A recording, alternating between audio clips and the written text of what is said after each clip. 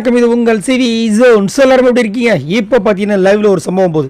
அதாவது எப்பயுமே வந்துட்டு எதிரும் புனையமாக இருக்கிற ஒரு சில பேர் வந்துட்டு திடீர்னு ஜாயிண்ட் ஆகும்போது நம்மளுக்கு ஒரு ஷாக்கிங்காக இருக்கும். அந்த மாதிரி பார்த்தீங்கன்னா முத்துக்குமரன் ஜாயிண்ட் ஆகலை, அருண் அதை யோசிக்கல. ஆனால் அவங்க அப்பா வந்துட்டு ஒரு விஷயத்த சொல்லி இவன் தம்பிடா அப்படின்ட்டு சேர்த்து வச்சுட்டு போயிட்டார்.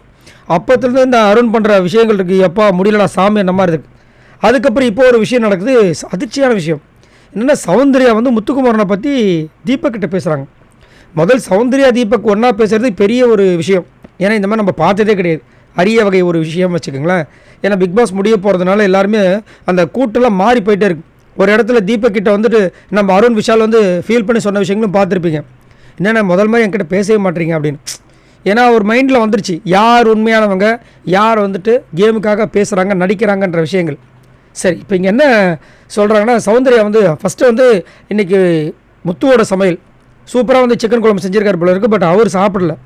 ஏன்னா அவர் வந்து இந்த பிக் பாஸ் சீசன் முடிகிற வரைக்கும் இனி நான்வெஜ் சாப்பிட மாட்டேன்னு சொல்லிட்டு ஒரு வைராகியத்தோட ஒரு பிரின்சிபல் வச்சு பண்ணுறாரு போல இருக்குது. நடுவில் ஆனால் ஒரு சில நேரங்களில் சாப்பிட்டுருக்காரு போல இருக்குது, அதை தீபக்கே சொல்கிறாரு. ஆனால் பெரும்பாலும் சாப்பிட்றது இல்லைன்னு முடிவு பண்ணிட்டாராம். ஸோ இன்றைக்கி அவர் சமைச்சு சாப்பிடல போல இருக்குது. ஆனால் சாப்பிட்ட தீபக் வந்து செம்மையாக இருந்துச்சுடா, தம்பி மிரட்டிட்ட, நல்லா எல்லாருமே போட்டு சாப்பிடுவாங்க பாரு, நானும் இன்றைக்கி ரெகுலராக எடுத்துக்கிற ரைஸை விட அதிகமாக எடுத்துக்கிட்டேன்டா, ரொம்ப நல்லா இருக்குன்னு சொல்லி பாராட்டி சொன்னபோது சௌந்தர்யா என்ன சொல்கிறாங்கன்னா, எனக்கு முத்துவை ஒரு சில நேரங்கள் ரொம்ப பிடிக்கும், எனக்கு அவன் ரொம்ப இன்னசென்ட் அவன்.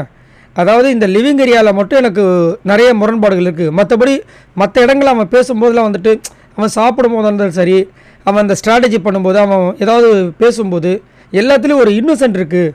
அதேமாதிரி ஒரு சில பிரின்சிபல் வச்சுருக்கான், அது பயங்கரமாக இருக்குது அப்படின்ற மாதிரி அவங்க சொல்லும்போது தீபக் என்ன சொல்கிறான்னா, ஆமாம் அவன் ஒரு சில நிறைய பிரின்சிபல் வச்சுருக்கான், அதை நல்லா ஃபாலோவும் பண்ணுறான். இப்போ எக்ஸாம்பிளுக்கு பார்த்தீங்கன்னா இந்த சீசன் முடிகிற வரைக்கும் நான் நான்வெஜ் சாப்பிட மாட்டேன்னு ஒரு நாள் சொன்னான். இப்போ வரைக்கும் அதை ஒரு வைராக்கியமாக ஃபாலோ பண்ணிட்டு இருக்க. நடுவில் கொஞ்சம் மட்டும் தலைவு கொடுத்தான். ஆனால் அதுக்கப்புறம் என்ன பண்ணால் சரி இதுக்கப்புறம் முடிவே பண்ணியாச்சு. இன்றைக்கி கூட பாரு சமைச்சது எல்லோரும் நல்லாயிருக்கு சொன்னாலும் அவன் தொடவே இல்லை, வெஜ்ஜு தான் சாப்பிட்டுட்ருக்கான் அப்படின்ற மாதிரி அங்கே ஒரு விஷயத்த வச்சார். அதே மாதிரி அந்த வரவேற்கிற விஷயங்கள், ஹாஸ்பிட்டாலிட்டி எவ்வளோ அழகாக வந்துட்டு எத்தனை பேர்கிட்ட அவன் பண்ணுறான் பார்த்தியா, அதெல்லாம் உண்மையிலேயே பெரிய விஷயம் போது சௌந்தர்யா வந்துட்டு எனக்கு ஆக்சுவலாக முத்துக்குமரன் கேமாக பிடிக்காது, பட் எனக்கு பிடிச்ச ஃபேவரட்டான பர்சன்ஸில் ஒன் ஆஃப் த ஃபேவரட் அவன் தான் அப்படின்னு சௌந்தர்யா சொல்கிறாங்க. ஒருவேளை வந்துட்டு ஏன்னா நிறைய இடங்களில் பார்த்தீங்கன்னா ஜாக்லினும் முத்துவும் வந்து மாறி மாறி ஒரு மாதிரி அந்த லவ்வாங்கிஸ் விஷயங்கள்லாம் பண்ணியிருப்பாங்க. புது ட்ரெஸ் போட்டு வந்தப்போ எனக்கு நல்லா இருக்கான்னு அவர் கேட்க, இந்த அம்மா நல்லா இருக்கான்னு இவன் மாறி மாறி பேசும்போதே சொல்லியிருப்பாங்க சௌந்தர்யா, இவனா 2 பேர் லவ் பண்ணுறாங்களா அப்படின்னு கேட்டிருப்பாங்க ஒரு இடத்துல. இப்போது ஜாக்லினோட லவ்வர் வந்தது வந்துட்டு நிறைய பேருக்கு ஷாக்கு. அது சௌந்தர்யாவுக்கு செம ஷாக்கு, முத்துக்குமரனுக்கு ஷாக்கு இருந்திருக்கும் கண்டிப்பாக. ஆனால் வெளியே காட்ட மாட்டார், வெளியே காட்டாமல் இருக்கிறது அவருடைய ஒரு பயங்கரமான ஒரு விஷயமே. ஸோ அதனால் அவங்களுக்கு ஒரு சிம்பத்தி வந்துச்சான்னு தெரியல. இங்கே இந்த மாதிரி ஒரு விஷயத்தை வந்து முத்துக்குமரனை பற்றி பேசிகிட்டு இருக்காங்க. ஸோ நீங்கள் உங்களோட கருத்து சொல்லுங்கள்.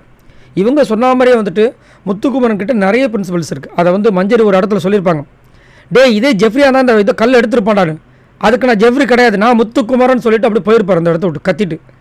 ஸோ அதுதான் பெண்கள்கிட்ட போய் ஹார்ஷாக பிஹேவ் பண்ண மாட்டேன், இந்த நேரத்தில் இதை நான் பண்ண மாட்டேன், அந்த மாதிரி ஒரு சில விஷயங்களை வச்சு நல்லா அதெல்லாம் வந்து சான்ஸே இல்லை, பயங்கரமான ஒரு பர்சன். சரி, நீங்கள் உங்களோட கருத்தை சொல்லுங்கள். இந்த பிக் பாஸ் சீசன் 8க்கு தகுதியான ஒரு பர்சன், அந்த டைட்டில் வின்னருக்கு தகுதியான ஒரு பர்சனாக இதை யாரை சொல்லுவீங்க? மறக்காமல் கமெண்ட்ஸ் பண்ணுங்கள். பாய் நண்பர்களே.